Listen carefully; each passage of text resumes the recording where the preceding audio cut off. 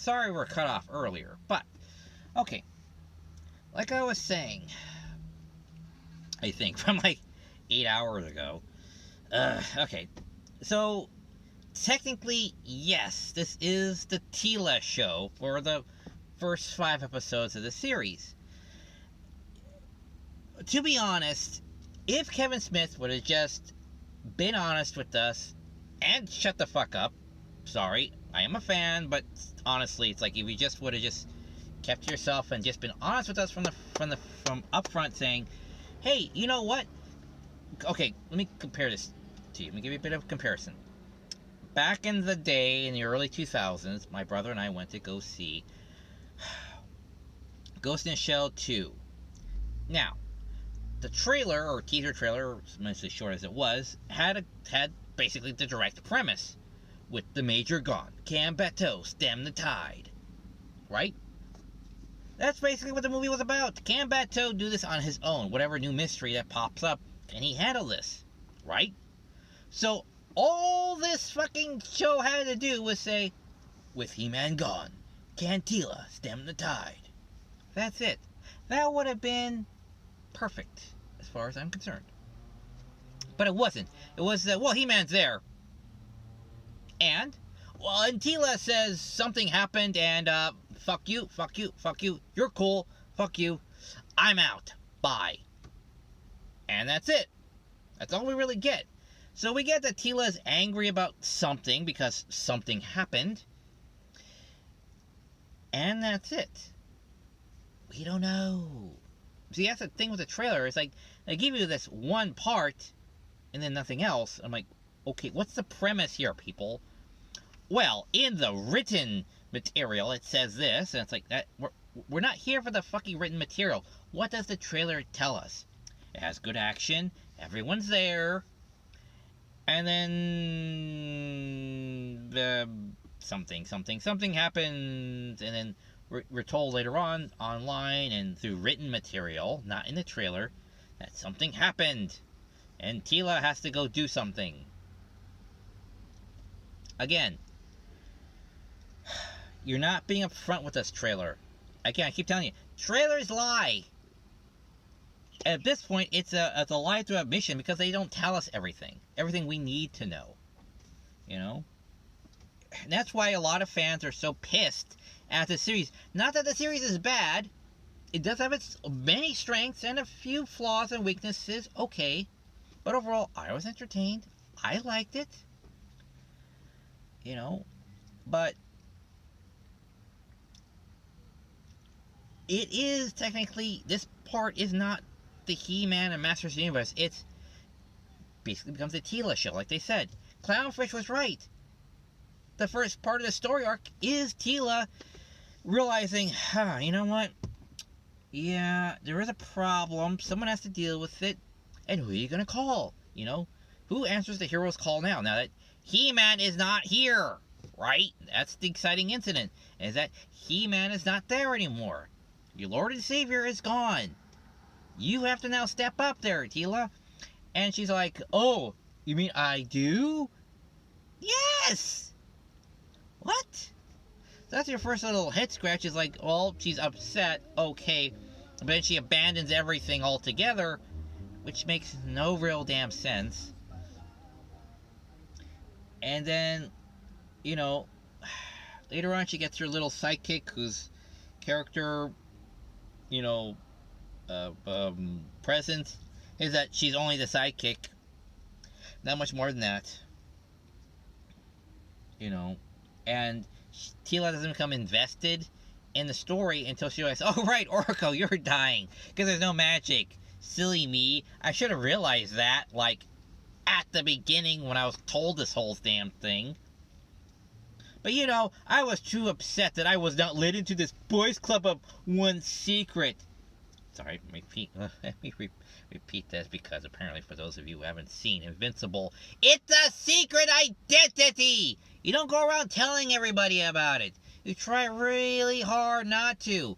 And I do believe Man-at-Arms, Orko, and Fear Cat, or whatever it was, or whatever the hell he calls himself, were present during the first fight, I think, or I believe. So they were there when he said, "Oh yeah, by the way, it's me." Let's not tell everybody in the universe about it. And plus, her not knowing was an air of mystery. You know? So, having her get that bent out of shape about, I didn't know. It's a secret. I'm pretty sure he would have told you at some point. But it's just.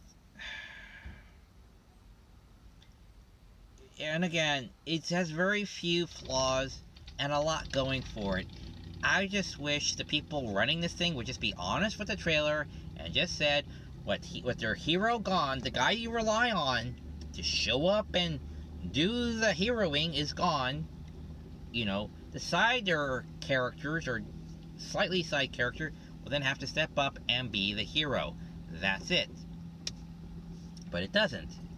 It doesn't do any of that. It says, we have epic fight sequences. Oh, and I'm quitting. Bye.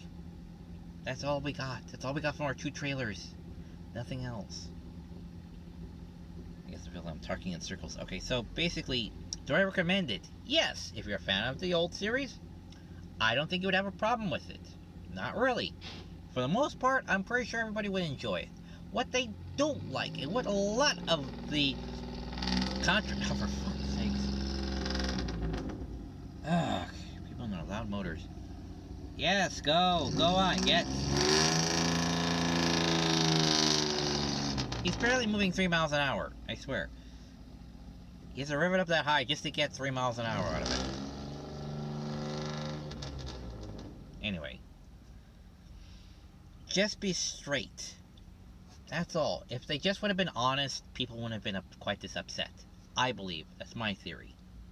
Your theory may differ.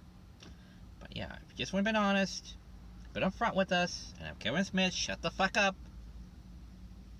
hey, this would have been a lot more accepted.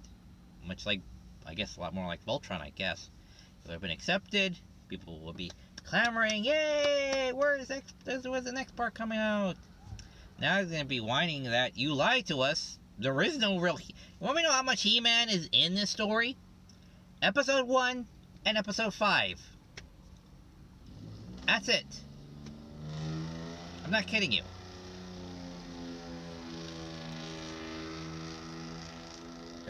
Anyway. So yeah. Again, the complaints I have are very few. And far in between. A lot of it is really good. It's good world building, good lore, good action. Teela and the Underworld storyline in that episode, I think it was episode 4, was a little woke. I'm just saying. Did feel a little woke, which is all like, I'm your worst nightmare, for I am a strong and, I'm a strong independent woman. Your worst nightmare. A strong independent woman? Really? He doesn't bother to claim, yeah, I have hidden powers that I'm barely kind of realizing I do have, so I am a lot stronger, than I think, even though she is an adult now and not a teenager, so I'm not understanding why those powers have not yet manifested yet. But she kind of claims that vague moral high ground of, I am strong, independent woman, so therefore I am... Again, it gets a little murky, and it's like, okay, I guess. Can't you just be a strong character and not a strong female character? I don't know. It kind of feels like that's kind of a little murky at that point. Thankfully, it's only that one scene, and we can kind of easily move on to Oracle's death. Yes, he dies. It's like, well, gee, how can we tell this was his death episode? And it's like, well, gee, we knew his backstory, his name. We're getting a lot of his backstory and name. And then he's dead. Okay, that makes sense. Usually when we get an info dump on a character we know very little about, yeah, that's a good sign that the character's going to die. So anyway, after this, I'm going to go see the new Space Jam film. I get kind of curious after seeing the sarcastic choruses review of it. I'm like, I want to check this out. This looks interesting. Not that I'll like it 100%, but it looks interesting enough to go check it out. I'm just saying. Better than the 2016's, Ghostbusters, movie. It's like, no, I still have not seen that. Don't care to see that. I didn't know they have one of those. Anyway, so that's all I have to say about that. I recommend it. Go check it out. See what you think. And it's only 5 episodes, so if you don't like it, it'll be short. If you do like it, there's another 5 episodes to look forward to. So until then, fair, faithful viewer, remember, trailers lie. I stopped trusting them a whole, 20 years ago. Alright, so take care. And as always, see you at the theaters.